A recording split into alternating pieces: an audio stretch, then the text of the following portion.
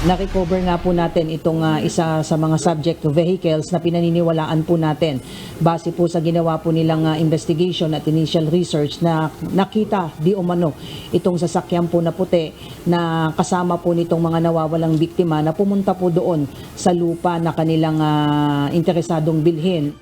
Mayroon ng magandang development sa ginagawang investigasyon ang PNP Criminal Investigation and Detection Group sa nawawalang beauty pageant contestant na si Geneva Lopez at Israeli boyfriend nito na si Yitzhak Cohen. Ayon kay PNP Public Information Office Chief, Police Colonel Jean Fajardo, mayroon na silang tinitingnan mga persons of interest sa kaso ng pagkawala ng magkasintahan. Sa persons of interest po ma'am, hindi pa po tayo makapagbigay ng additional detalye po, pero may mga identified na po tayo ng mga persons of interest po.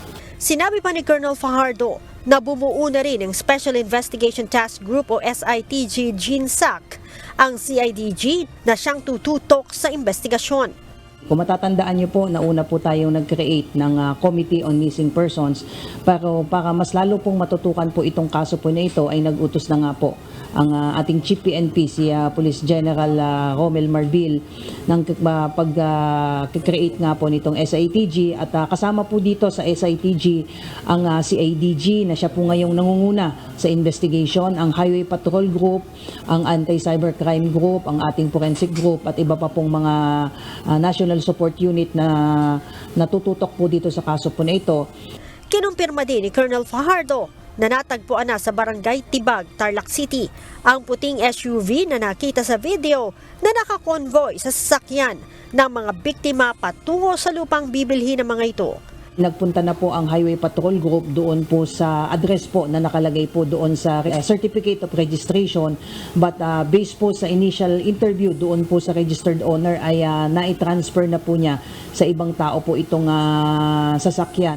Nagsasagawa na rin ng masusing investigasyon ang PNP Highway Patrol Group upang matukoy kung paano napunta sa persons of interest ang naturang sasakyan. Dagdag ni Colonel Fajardo, kasama din ang magkasintahan sa pagpunta sa bibilhing lupa ang dating pulis na siyang nagsilbing middleman. Ang dating pulis ay natanggal sa serbisyo noong February 2020 dahil sa pag-aawol. It turn out po, based na rin po dito sa ginawang background check nga po ng ating PNP na itong si middleman ay dati pong pulis na naka-assign po sa Angeles City Police Station po.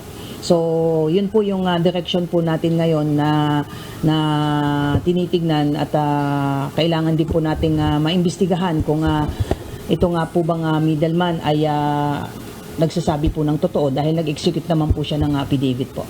June 21 na magtungo ang magkasintahan sa Barangay Armenia, Tarlac City upang bisitahin ang bibilhin nilang property, subalit hindi na nakabalik ang mga ito. Leia Ilagan, UNTV, News and Rescue.